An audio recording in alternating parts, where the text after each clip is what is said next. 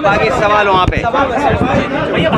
बाकी सवाल वहाँ पे, ठीक है। बाबा साहब, अरे रुको, पीडीए कार्यकर्ता सम्मेलन के तहत आज मूर्ति बाबा साहब का अनावरण किया गया है। ये V7 क्या है यार, चेहरे पर लगा रहे हो। मैं समाजवादी पार्टी के सभी कार्यकर्ता नेता V7 चेहरा क्यों ढक रहे हो भाई? और इटावा के सांसद जी के साथ साथ सभी साथियों को धन्यवाद और आभार प्रकट करता हूं मैं। इधर समाजवादी पार्टी ने कार्यक्रम जो तय किया था 14 तारीख तक बाबा साहब भीमराव अंबेडकर जी के बारे में और बाबा साहब भीमराव अंबेडकर जी का जो जीवन का संघर्ष और किस तरीके से आज जो राजनीतिक परिस्थितियां बनी हैं, जिसमें भारतीय जनता पार्टी एक एक कर के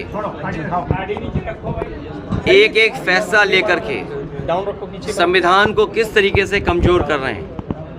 मैं बधाई देना चाहता हूं कार्यकर्ताओं को, नेताओं को, जिन्होंने बाबा साहब अंबेडकर जी की प्रतिमा लगा करके ये संकल्प लिया है कि जो रास्ता बाबा साहब भीमराव अंबेडकर जी ने दिखाया था उस रास्ते पे चल करके इस देश को और मजबूत बनाने का काम करेंगे।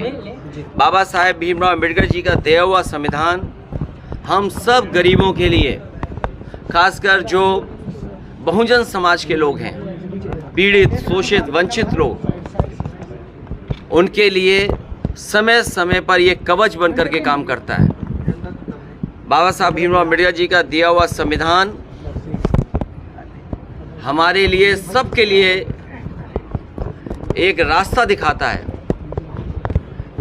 कि जहां पर सम्मान के साथ जीवन जी सकेंगे, और उसी संविधान को भारतीय जनता पार्टी कमज़ोर करना चाहती है। हम सब मिलकर के बाबा साहब भीमराव अंबेडकर जी के रास्ते पे चल करके, डॉक्टर लोहिया जी के रास्ते पे चल करके, और जो नेताजी ने संघर्ष का रास्ता समाजवाद को हाथ में दिया है, उन चीज़ों से परिवर्तन लाने का काम करेंगे। अटल जी की भी प्रतिमा बगल में लगी है, बाबा साहब की भी लगी है। मुझे उम्मीद है कि बाबा साहब भीमराव अंबेडकर जी और प्रधानमंत्री अटल बिहारी वाजपेयी की जो प्रतिमा बगल में है, भारतीय जनता पार्टी को कुछ सीखने को मिलेगा। भारतीय जनता पार्टी के लोग यहाँ आएँ, जिस तरीके से हम लोगों ने बाबा साहब भीमराव अंबेडकर जी के सामने नमन किया, उसके बाद देश के रहे प्रधानमंत्री, उनकी भी प्रतिमा पे हमारी पार्टी के कार्यकर्ताओं ने माल्यार्पण किया, हम लोगों ने नमन किया।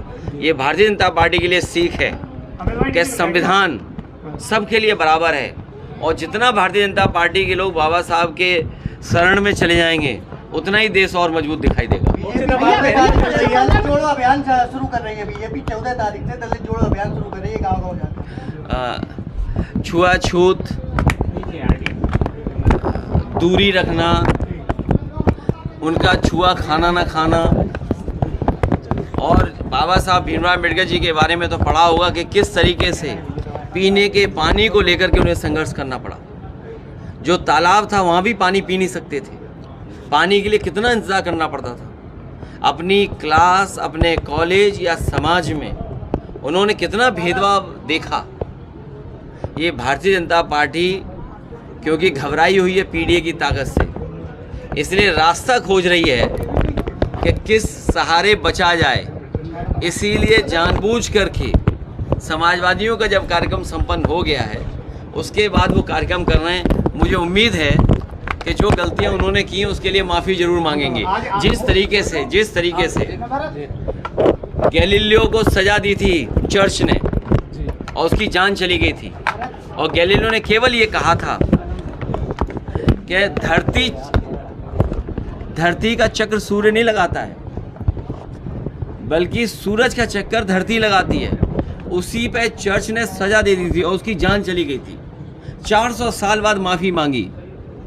क्या भारतीय जनता पार्टी के लोग या उनसे प्रभावित लोग जो गलती की है उसकी माफ़ी मांगेंगे कि नहीं मांगेंगे?